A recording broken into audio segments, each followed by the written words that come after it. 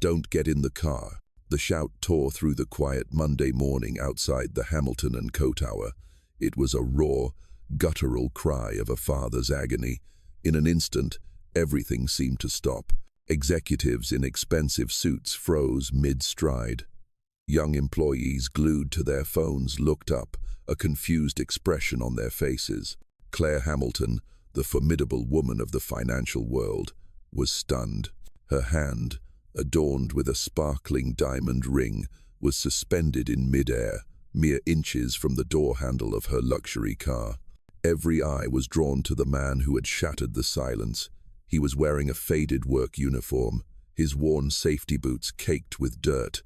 His face was a mask of pure terror, his eyes wide as if he had just seen a monster. He was Daniel Evans. To everyone here, he was invisible.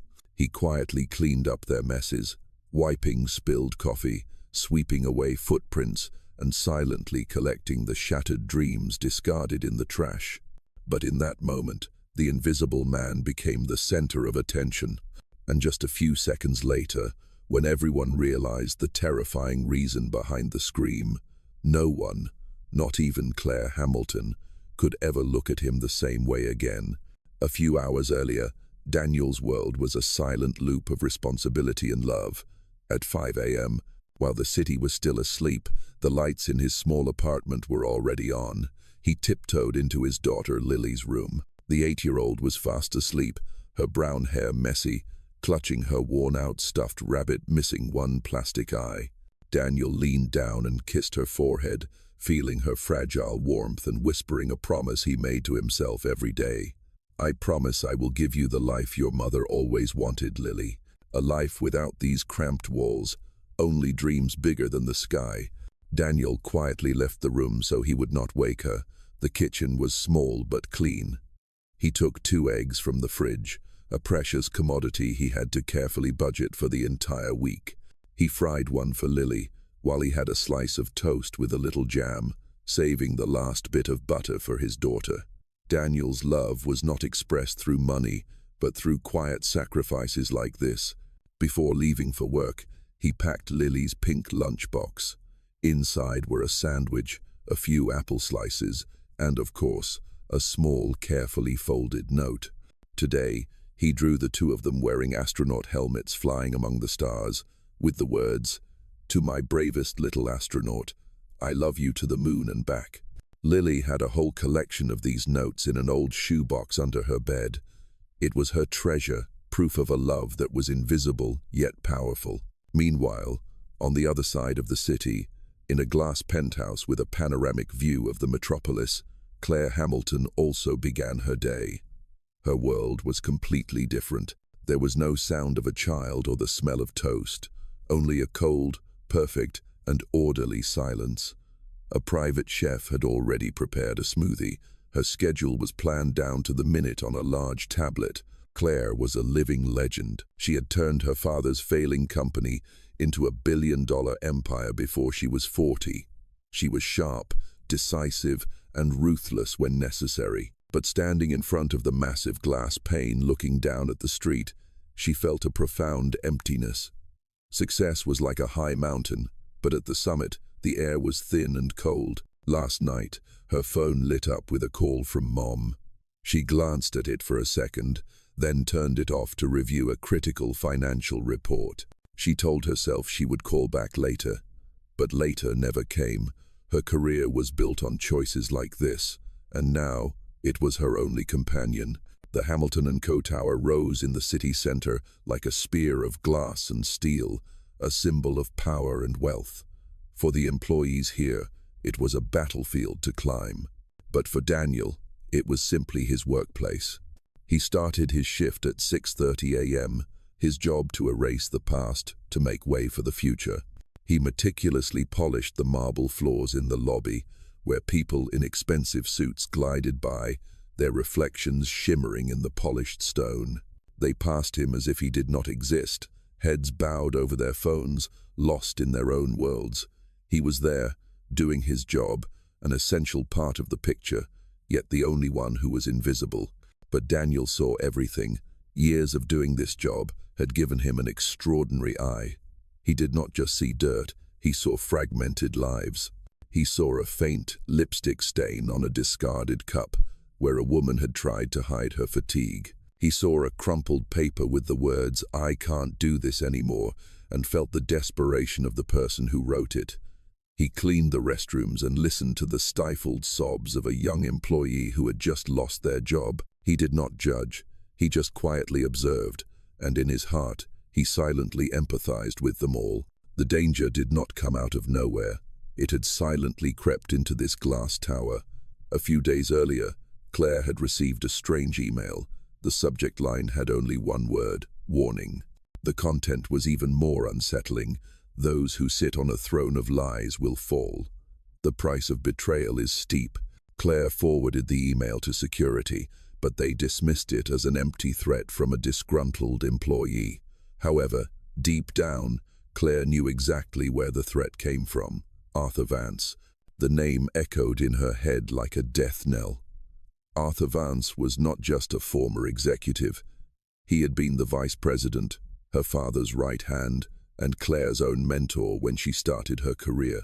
Yet power had corrupted him.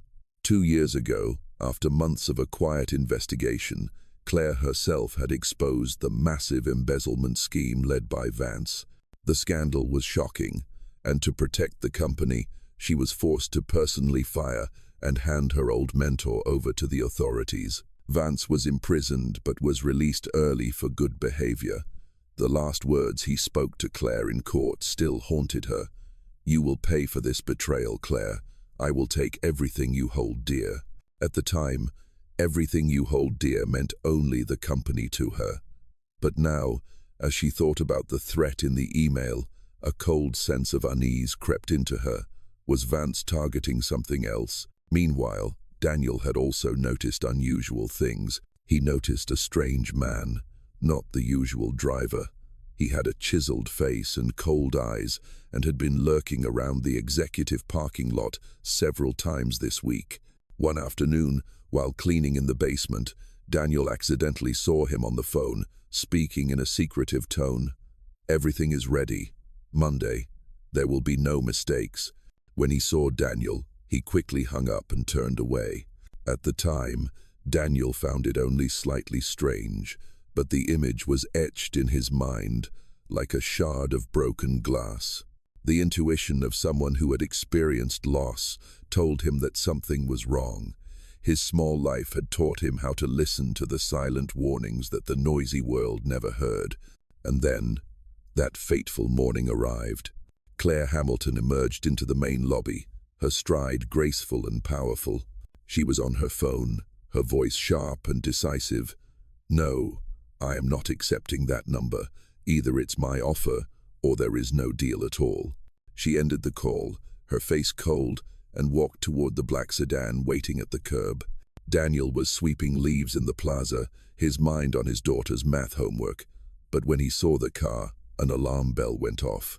The driver, it was the same strange man he had seen. He was sitting behind the wheel, his eyes constantly darting into the rearview mirror. Daniel squinted, trying to get a better look. The morning sun reflected off the car's sleek paint.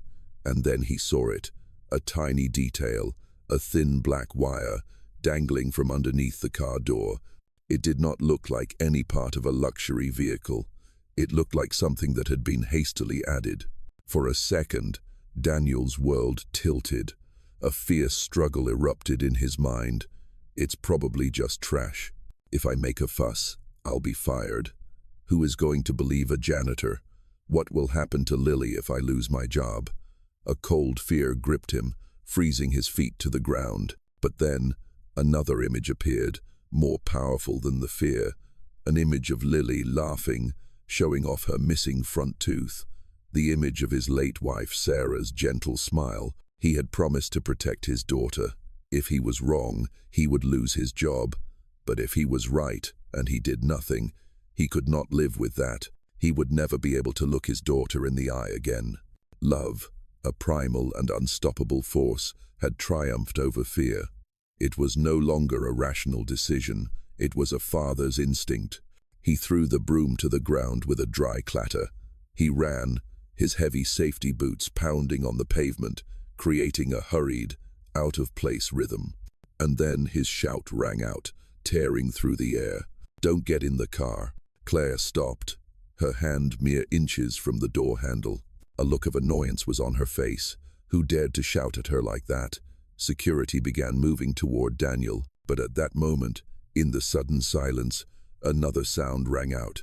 A click, small, sharp, but in that deadly stillness, it sounded like a gunshot. The driver's face contorted, from tension to pure panic.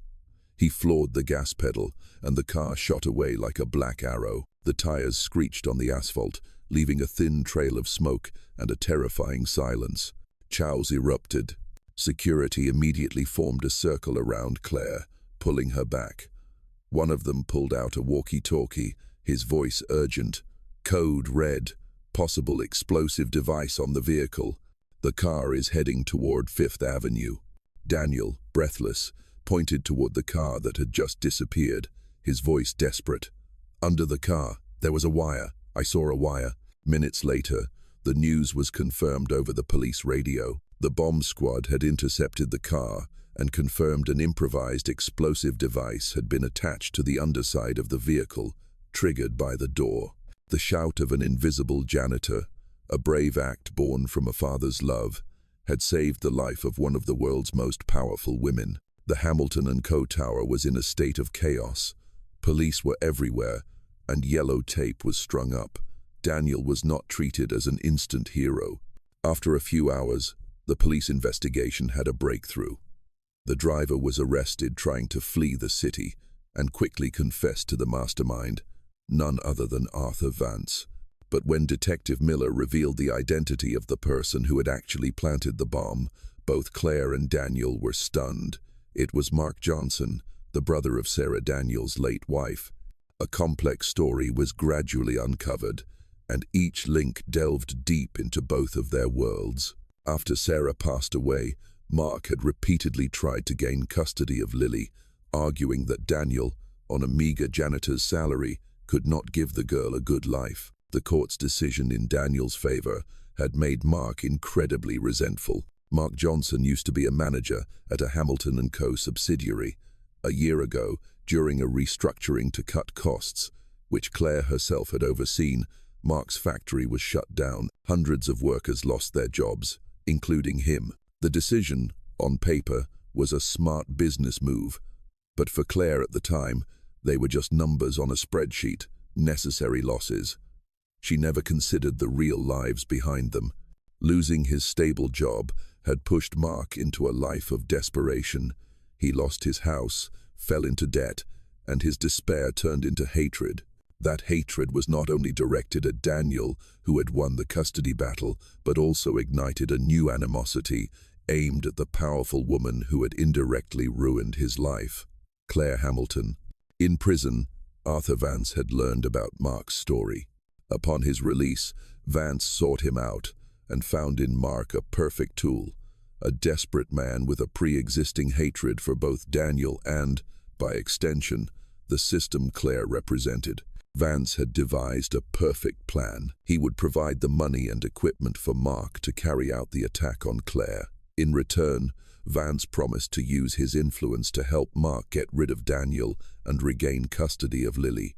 For Vance, this was a 3-for-1 deal. Get revenge on Claire, ruin Daniel, and create a perfect fall guy. Vance said, "Help me take down Claire Hamilton, our mutual enemy. After she's gone, the police will get involved. We need a distraction, and Daniel is the perfect actor for the role." The plan to frame Daniel was not born out of personal animosity, but was entirely for tactical purposes. "The police need a suspect with a motive," Vance explained. "Daniel is broke. We will create fake evidence to show he did this for money. An anonymous transfer to his account, a few false testimonies. When the police focus on Daniel's murder-for-hire case, no one will be paying attention to me anymore.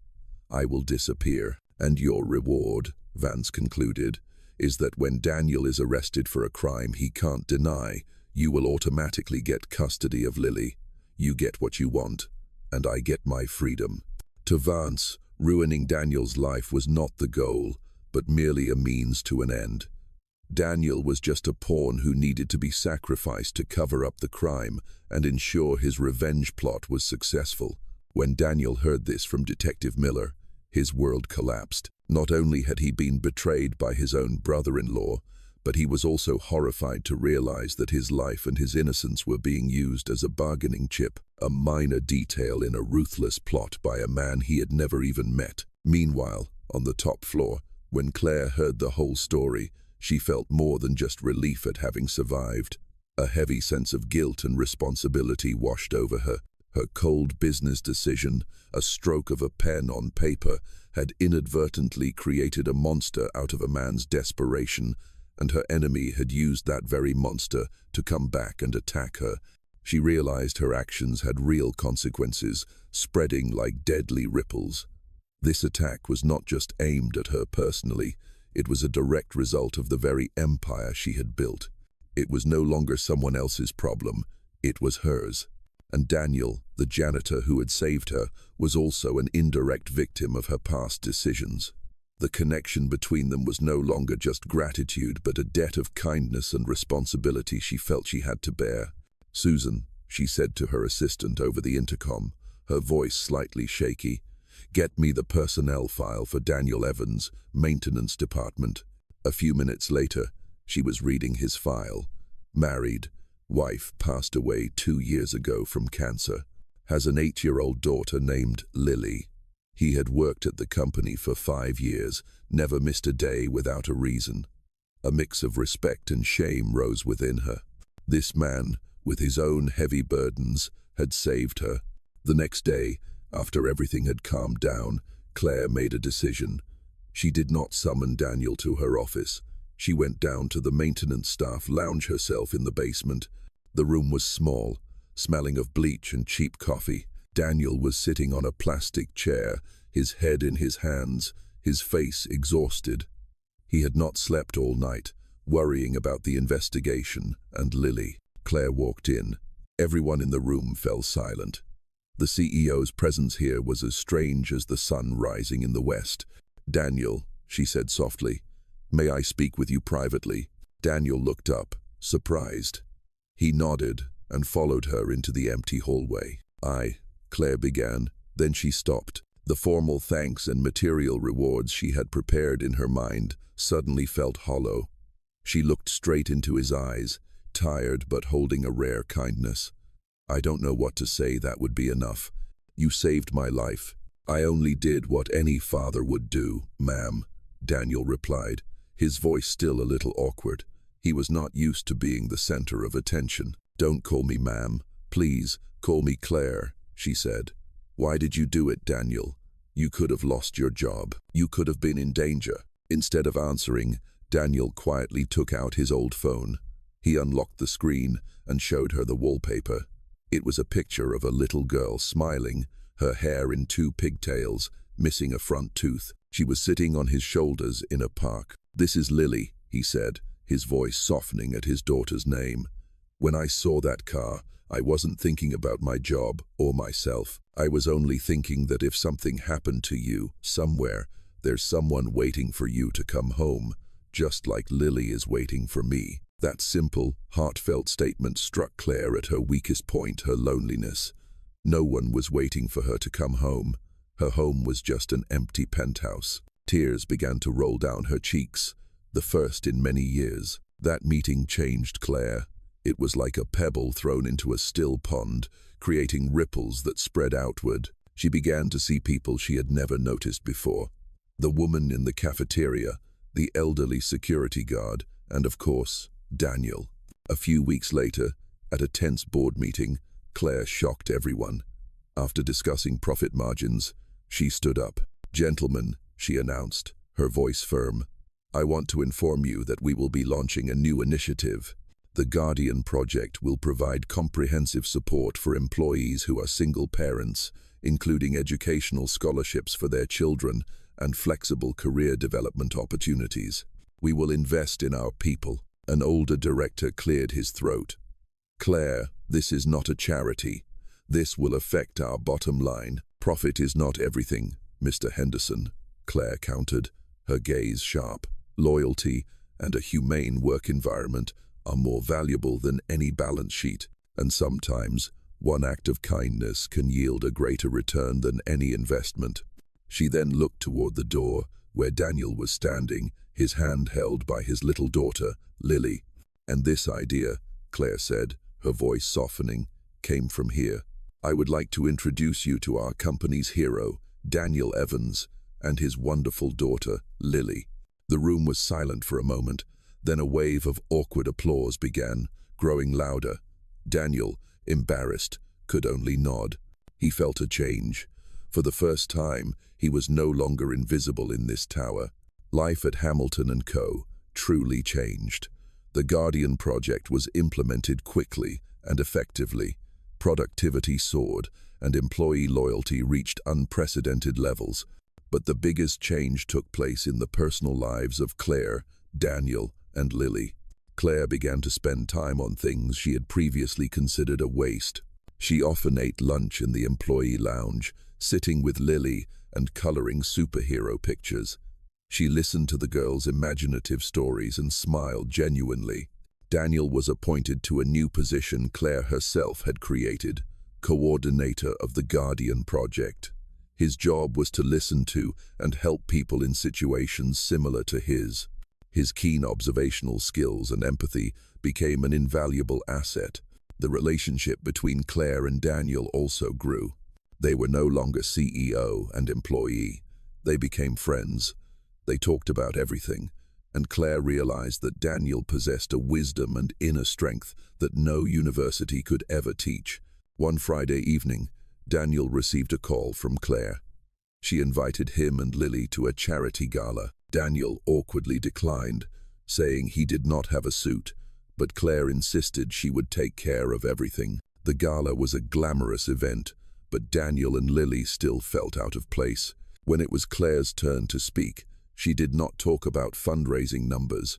Instead, she looked down at the crowd, her eyes finding Daniel and Lily. "Months ago," she began, her voice clear and emotional. A voice rang out in front of our building. It was the voice of a father, strong and full of love. It saved a life, and it awakened a heart. It taught me that the true value of a company lies in the hearts of the people who make it. She smiled at Daniel. "I want to honor that silent hero, the person who reminded us all that courage and kindness can come from the most unexpected places. Thank you, Daniel Evans." The entire room rose to its feet and applauded. Daniel sat there, stunned, trying to hold back happy tears. For the first time in his life, he no longer felt invisible. He was seen. That night, after the gala, Claire drove them home. When the car stopped in front of Daniel's apartment building, she suddenly said, "Daniel, Lily, would you two like to stay at my place for a while? My home is very big, and it's very empty." At first, Daniel declined, but when he saw the excited look in Lily's eyes and the sincerity in Claire's, he agreed. Claire's cold penthouse was suddenly transformed into a home. Lily's laughter echoed everywhere. The smell of Daniel's fried eggs in the morning overpowered the scent of expensive essential oils. Claire, Daniel, and Lily became a family, not by blood, but by choice and affection. One afternoon, while in her office, Claire received a call from her personal lawyer. "Miss Hamilton, there has been a new development. Although Arthur Vance has been arrested, his accomplice and Lily's uncle, Mark Johnson, is applying for bail. He still intends to fight for custody of the girl and may try to approach them." Claire's heart sank. The threat was not completely over. She immediately called Daniel, who was on his way to pick up Lily. "Daniel, where are you? Stay in the car with Lily. I'm coming right away." Claire rushed out of her office, driving to the school, her heart pounding.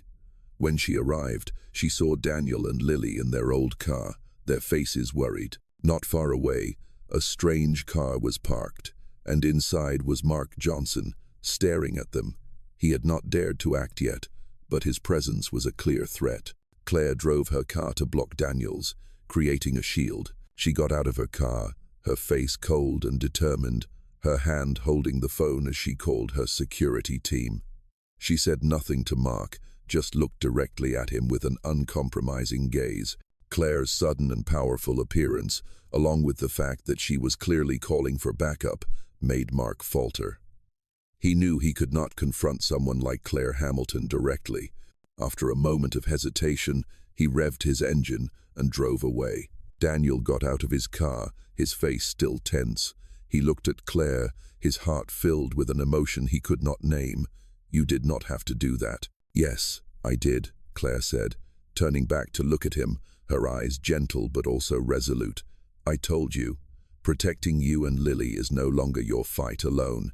It is ours, and we are going to end it, once and for all." The very next day, Claire mobilized her best legal team. They not only gathered evidence to ensure Mark Johnson was denied bail, but also revisited the custody case, presenting evidence of his threatening behavior and criminal conspiracy.